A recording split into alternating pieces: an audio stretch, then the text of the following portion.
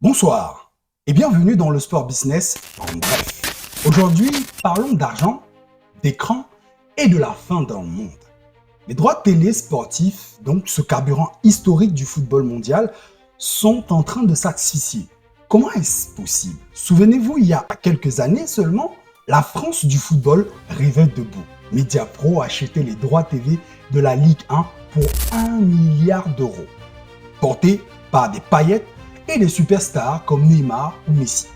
Aujourd'hui, le soufflet est retombé. Les montants se sont effondrés et le modèle traditionnel a pratiquement frôlé le zéro. Mediapro a fait faillite et de nouveaux entrants comme DAZN peinent à imposer leur modèle d'abonnement. Rappelons le principe. Une ligue vend ses matchs à des chaînes qui comptent sur vos abonnements pour se rembourser.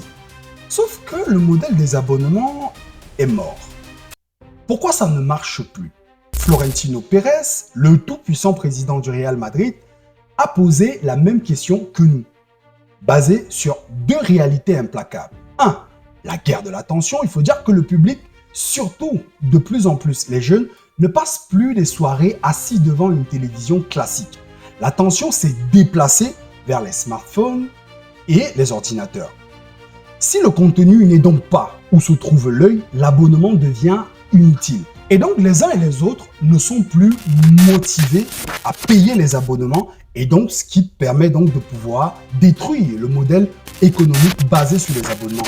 Il faut également évoquer le retour de la piraterie et de ce qu'on appelle aujourd'hui l'IPTV et les sites de streaming illégaux. Donc envoyer un abonné pour acquérir des abonnements de plus en plus chers, eh bien, c'est l'envoyer directement vers le piratage gratuit. D'où l'idée révolutionnaire et presque provocatrice de Florentino Pérez qui part d'un principe simple. Si les fans veulent du gratuit, donnons-leur du gratuit, mais sur une plateforme privée, sécurisée et centralisée. L'objectif ici est donc de supprimer les intermédiaires pour reverser les revenus publicitaires directement au club. C'est le modèle économique éprouvé de YouTube gratuit ou même de Spotify. Le spectateur, clairement, ne paye rien avec sa carte bancaire, il paye avec son temps de cerveau et sa disponibilité en visionnant les publicités ciblées et injectées en continu.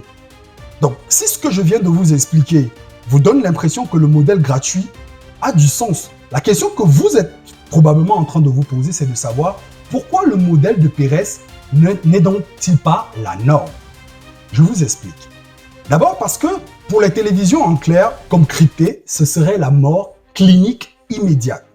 Ensuite, et surtout, parce que l'UEFA et les instances dirigeantes s'accrochent à leur zone de confort. La télévision traditionnelle leur garantit un modèle de financement sûr, prévisible, inscrit noir et blanc dans les budgets et à l'avance.